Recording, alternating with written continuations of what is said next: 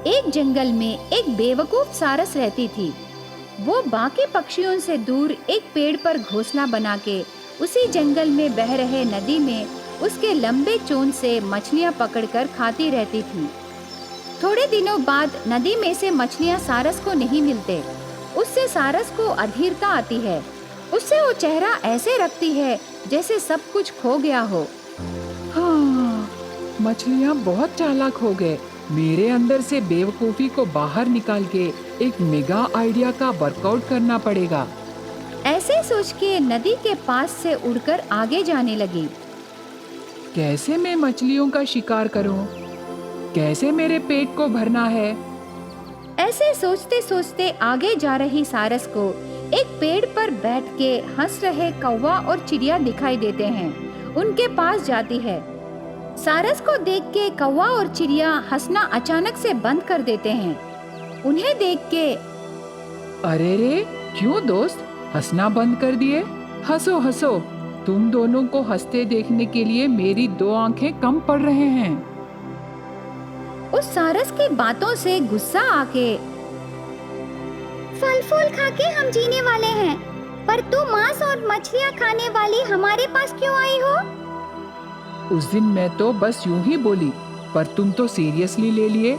बाद में मैं तुमसे बात करने को बहुत प्रयत्न की, पर तुम बात नहीं सुने। अभी भी हम बात करेंगे करके कैसे सोच के आई हो? वो बात होके बहुत दिन हो गए ना, शायद तुम भूल गए सोची, पर अभी तक तुम वो विषय के बारे में सोच रहे हो। अब ये बताओ, तुम किस लिए यहाँ आई हो? तू बहुत शार्प है रे चिड़िया, इसलिए तेरी चोंच को देखने से बहुत प्यारी लग रही है। ठीक है, मैं भी विषय को आती हूँ। नदी में रहे मछलियाँ मुझे देख के वो भी चालाकी से बच निकल रहे हैं। उससे मैं भूख से तड़प रही हूँ। कोई बात नहीं, इतने दिन बहुत अच्छे से खाई ना, आगे से तेरा फैट पूरा पिघल जाएगा, मर तो नहीं जाएगी ना? वो बात सुन के सारस को बहुत गुस्सा आता है, पर जरूरत उसका है ना, इसलिए चुपचाप रह के थोड़ा सा हंसती है। जोक बहुत अच्छा बोली चिड़िया, पर पुराना वाला है, इसलिए ज्यादा हंसी नहीं आई। वो सब ठीक है। ये बताओ, तुम दोनों मिलके मुझे वो मछलियाँ लाके हर रोज मुझे आहार देना है। ये बात सुन के कौवे ने मजाक से, बस इतना ही या उन्हें छोटे छोटे टुकड़ों में काट के तेरे मुंह में रखें क्या? वो बात सुन के सारस गुस्से से देखती है। देखो सारस, हमें अपना आहार ढूंढने के लिए ही टाइम नहीं मिल रहा। मिले सो में हम अपने बच्चों को खिला के कभी कभी हम भूखे सो रहे हैं, तब हमें तुम्हारे लिए मछलियाँ पकड़ने का टाइम कहाँ रहेगा बताओ? ऐसे कह के वहाँ से चिड़िया और कौवा चले जाते हैं। सारस उनको ऐसे ही देख के सोच में पड़ जाती है। कौवा और चिड़िया मेरी बात सुनने के लिए उनके बच्चों को उठा के मेरे पास रखना होगा, तब शुरू होगा मछलियों का असली शिकार। ऐसे सोच के कौवे और चिड़िया का पीछा करने लगती है। उसे देख के कौवे और चिड़िया सारस की बेवकूफी चालाकी को समझ नहीं सके। सारस से बच निकलने के लिए एक घने पेड़ के अंदर जाके छुप जाते हैं। उन्हें देख के सारस एक विलन की हंसी हंस के, मुझे भी यही चाहिए। ऐसे सोच के वहां से पहले चिड़िया का घोंसला के पास आके चिड़िया के बच्चों को लेके उसके घोंसले में रखती है। उसके बाद कौवे के बच्चों को लेके उसके घोंसले में रखती है। चिड़िया के बच्चे और कौवे के बच्चे माँ माँ कह के रोते रहते हैं, पर सारस एक लकड़ी पकड़ के खड़ी रहती है। इतने में अंधेरा होता है। कौवा और चिड़िया अपने अपने घोंसलों को आते हैं। वहाँ लिख के रहे छोटे से पेपर में पढ़ते हैं, अगर तुम्हें अपने बच्चे चाहिए तो सारस को संपर्क करो करके लिखा रहता है। यह पढ़ के कौवा और चिड़िया घबराते हुए सारस के पास जाते हैं। उनके बच्चों को देख के पूछते हैं।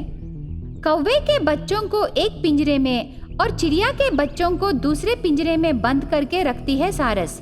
उसके दोनों हाथों से 2 पिंजरों को लाके दोनों को अपने अपने बच्चे दिखाती है। माँ, मुझे डर लग रहा है। रोते रहते हैं। बच्चों को रोते देखकर कौवा और चिड़िया की माँ की ममता भरे दिल तड़पते हैं। सारस की बातों को मानने का निर्णय करते हैं। हमारे बच्चों का ख्याल रखना, मैं और चिड़िया जाके हम तुम्हारे लिए मछलियाँ पकड़ के लाते हैं। ऐसे सारस से कह के नदी के पास आते हैं। बहती नदी में इधर उधर पानी में उड़ रहे मछलियों को अपने पैरों से या चोंचों से पकड़ नहीं पाते और ऐसे कोई लाभ नहीं है सोच के कौवा और चिड़िया बहुत सोच के नदी से थोड़ी दूर में माचिस के आकार में एक गड्ढा खोद के उस गड्ढे के दोनों तरफ 2 पाइप्स की व्यवस्था करते हैं।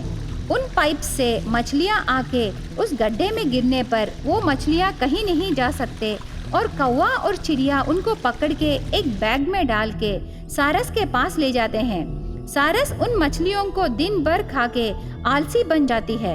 इस तरह दिन बीतने लगे। सारस पेट भर मछलियां खा के एक दिन गहरी नींद में सो जाती है।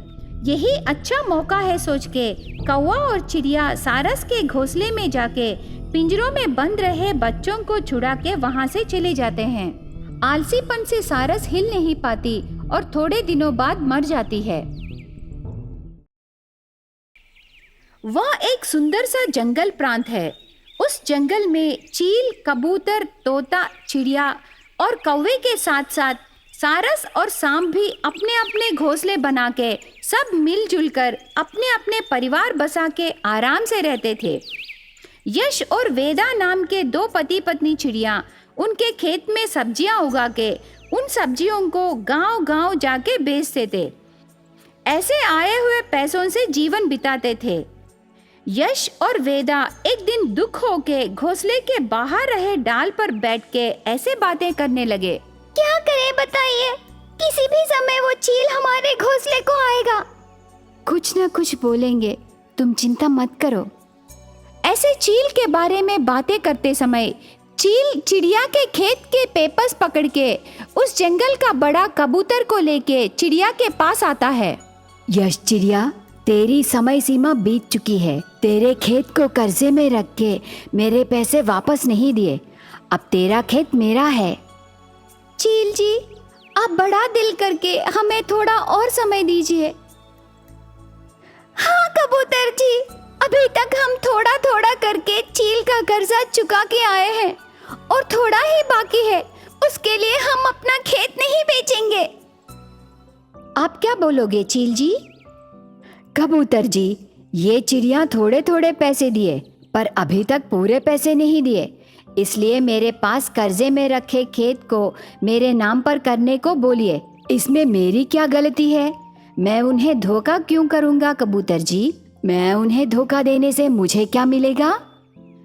चील जी, अभी डाले हमारे टमाटर खेत से अभी तक पैसे नहीं आए।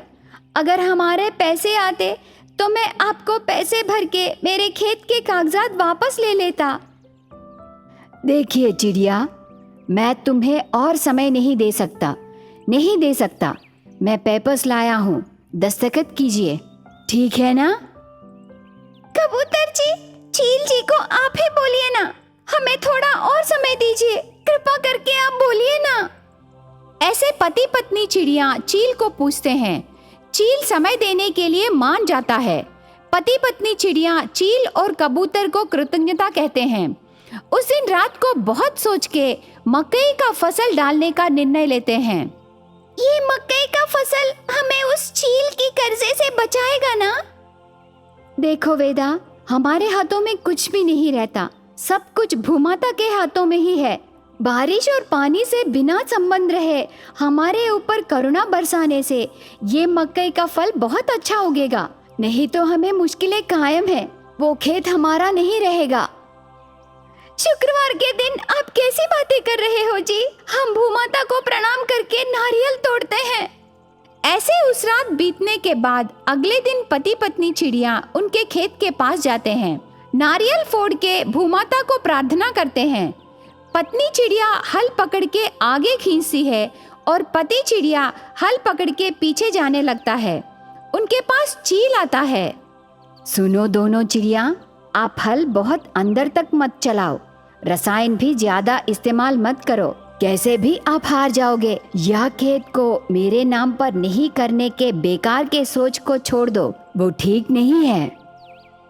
देखिए, हमें आप समय दिए, उस समय तक आप हमें सताना ठीक नहीं है।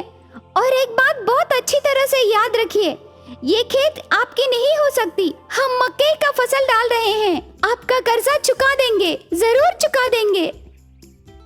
चील जी, मैं तब भी बोला और अभी भी बोल रहा हूँ, मकई का फसल उगते ही मैं आपका कर्जा चुका दूंगा।